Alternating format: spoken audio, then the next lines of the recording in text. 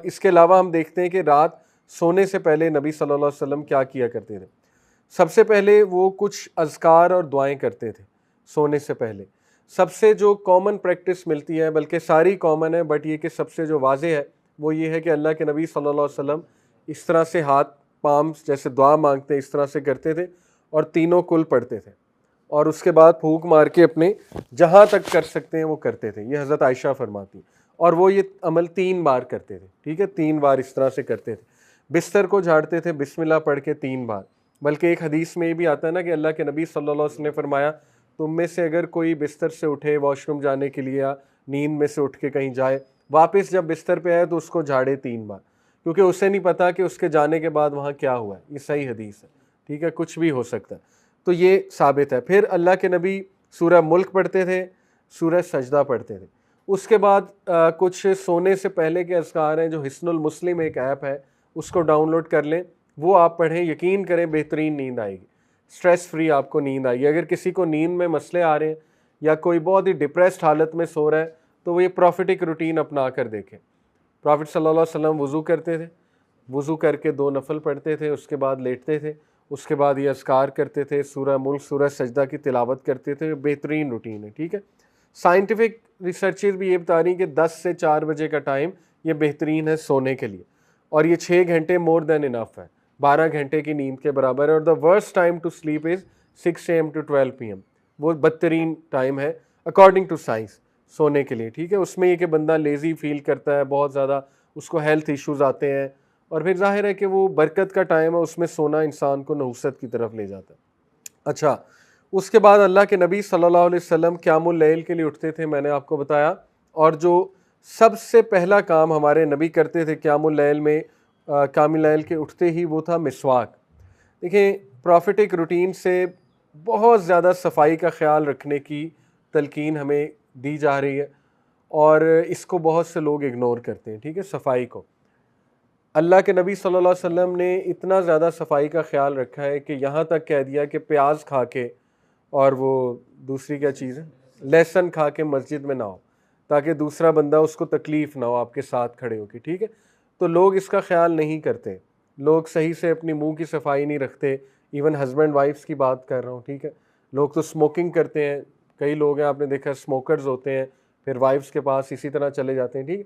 तो इसका ख्याल रखना इस सुन्नत से साबित है, क्योंकि पहला अमल ही अल्लाह के नबी मिसवाक करते थे। और यहाँ तक कह दिया कि अगर मुझे कुछ मुश्किल का डर ना होता उम्मत पे, तो मैं हर नमाज में मिसवाक फ़र्ज़ कर देता अपनी उम्मत में। अभी तो सुन्नत है ना, लेकिन कहा मैं इसको फ़र्ज़ कर देता अपनी उम्मत में, ठीक है। तो इसका बहुत ख्याल हमें रखना चाहिए। अच्छा, मिसवाक करते अल्लाह के नबी सल्लल्लाहु अलैहि वसल्लम, और ऑब्वियसली दुआ तो हम पढ़ते हैं, अल्हम्दुलिल्लाह लज़ी अहयाना बाद मा अमातना व इलैहि नुशूर। देखिए, हम दिन का आगाज़ ही अल्लाह के शुक्र से कर रहे हैं, तो कैसे डिप्रेस रह सकता है मुस्लिम जब वो दिन का आगाज़ ही शुक्र से कर रहा है। तो या तो वो झूठ बोल रहा है दुआ पढ़ते हुए, ठीक है ना, कि मैं अल्लाह का शुक्र करते हुए उठता हूँ, उसके बाद वो डिप्रेस भी हो रहा है। तो अगर हम सही से माइंडफुलनेस के साथ ये दुआ पढ़ के उठें कि अल्लाह आपका बड़ा करम है, आपने मुझे एक और दिन दे दिया और इसमें मैं अपने आप को बेहतर कर सकता हूँ, इसमें मैं कुछ नेक अमाल कर सकता हूँ, इसमें मैं तौबा कर सकता हूँ, ठीक है ना। इस ड्राइव के साथ जो उठेगा, आप सोचें वो कैसे डिप्रेस रह सकते। तो ये बड़ी खूबसूरत दुआ है। तो अल्लाह के नबी वो दुआ करते थे, उसके बाद वज़ू करते थे, प्योरीफाई करते थे अपने आप को, ठीक है। वज़ू से एनर्जी मिलती है, उठते थे। और उसके बाद रसूलुल्लाह सल्लल्लाहु अलैहि वसल्लम का मी टाइम, पर्सनल टाइम, जिसमें वो एनर्जी लेते थे अल्लाह के सामने जाके, उसमें खड़े होते थे, क़याम करते थे, ठीक है। वो उन्हें ड्राइव देती थी, वो चीज़ एनर्जी देती थी, पर्पस देती थी।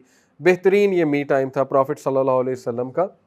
अच्छा, उसके बाद प्रॉफिट सल्लल्लाहु अलैहि वसल्लम या तो थोड़ा लेट जाया करते थे, हज़रत आयशा कहती हैं, या ये कि ज़िक्र अस्कार के बाद मस्जिद की तरफ प्रोसीड किया करते थे और सुन्नतें घर में ही पढ़ते थे ज़्यादातर। 2 सुन्नतें, जिसमें पहली रकत में सूरह काफिरून, दूसरी रकत में सूरह इखलास पढ़ा करते थे, ठीक है। और ये भी ट्रेनिंग है मुसलमान की। सूरह काफिरून में कंप्लीट नेगेशन है कुफर की, और सूरह इखलास में कंप्लीट अफर्मेशन है तौहीद की। तो हमारा कलमा भी यही है ना, ला इलाहा इल्लल्लाह। ला इलाहा क्या है, नेगेशन, इल्लल्लाह अफर्मेशन है। तो ये कलमे की जो है ना, वो दिन का आगाज़ कैसे कर रहे हैं, कलमे की अफर्मेशन से, राइट। ये है असल में बात। देखें, इस्लामी इबादात अगर सोच के की जाए ना, अगर बहुत ज़्यादा उन पर तदब्बुर करके किया जाए तो फिर फ़ायदा देती हैं बहुत ज़्यादा।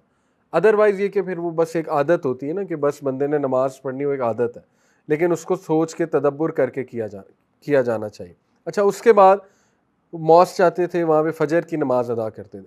फ़जर की नमाज़ अदा करके ज़िक्र अज़कार किया करते थे बैठ के, जो कि आपको हिस्नुल मुस्लिम ऐप में मिल जाएंगे, सुबह की नमाज़ के बाद के जो अज़कार हैं। उसके बाद रसूलुल्लाह सल्लल्लाहु अलैहि वसल्लम बैठना पसंद करते थे सहाबा के साथ, क्योंकि सहाबा भी फ्रेश आते थे, प्रॉफिट भी फ्रेश आते थे, ठीक है ना। हमारी तो होती है कोशिश कि नमाज़ पढ़ के बस सोया जाए, लेकिन ये कि उनकी रूटीन्स ऐसी थी कि वो फ्रेश ही होते थे। तो उस दौरान माइंड भी बहुत एक्टिव होता है। सर्केडियन रिदम एक चीज़ है, उसको अगर आप कभी पढ़ें गूगल पे, वो हमारी नेचुरल बायोलॉजिकल क्लॉक है। उसके मुताबिक जो सबसे ज़्यादा ह्यूमन बॉडी एक्टिव होती है वो सुबह 6 से 10 के दरमियान होती है, उसके बाद डाउन होना शुरू हो जाती है, ठीक है। तो प्रॉफिट जो है वो ख्वाब डिस्कस किया करते थे सहाबा से, ये बड़ी इंटरेस्टिंग बात है। थोड़ा सा रिमाइंडर दिया करते थे, बहुत शॉर्ट। ये साबित है सुन्ना से कि प्रॉफिट सल्लल्लाहु अलैहि वसल्लम की बात लंबी नहीं होती, ठीक है। प्रॉफिट का खुतबा 15 से 20 मिनट का होता था जुम्मे का, दैट्स इट। और कोई भी रिमाइंडर देना होता था 5 मिनट, दैट्स इट। उसके बाद सहाबा को वो एनर्जी, वो ड्राइव मिल जाती थी पर्पस ऑफ लाइफ की, राइट। जैसे बड़े बड़े आजकल जो मोटिवेशनल स्पीकर, जो टॉप के गुरुज हैं सक्सेस के, वो सुबह सुबह कोई ड्राइव लेकर आते हैं ताकि उनका दिन जो है वो एनर्जी के साथ गुजरे। वो कहते हैं हम कैफीन शॉट लेकर आते हैं, ठीक है, मे बी ओके, उससे ड्राइव आती है। मे बी वो कहते हैं कि हम वॉक करते हैं, उससे ड्राइव आती है। मे बी योगा से स्टार्ट करते हैं अपना दिन, या ये कि कुछ मोटिवेशनल कोट्स हमने जमा करके रखे होते हैं, वो पढ़ के आते हैं। वो पढ़ के आते हैं तो रेस्ट ऑफ द डे अच्छा गुजरता है।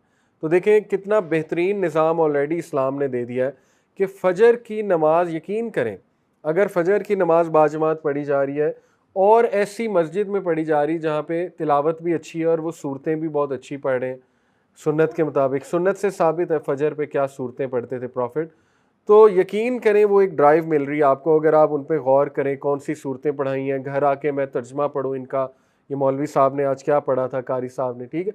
या चले आप खुद से कोई सूरा सेलेक्ट करके पढ़ सकते हैं सुबह सुबह, उससे एनर्जी मिलेगी, ड्राइव मिलेगी। 30वें पारा की सूरज अमेजिंग है।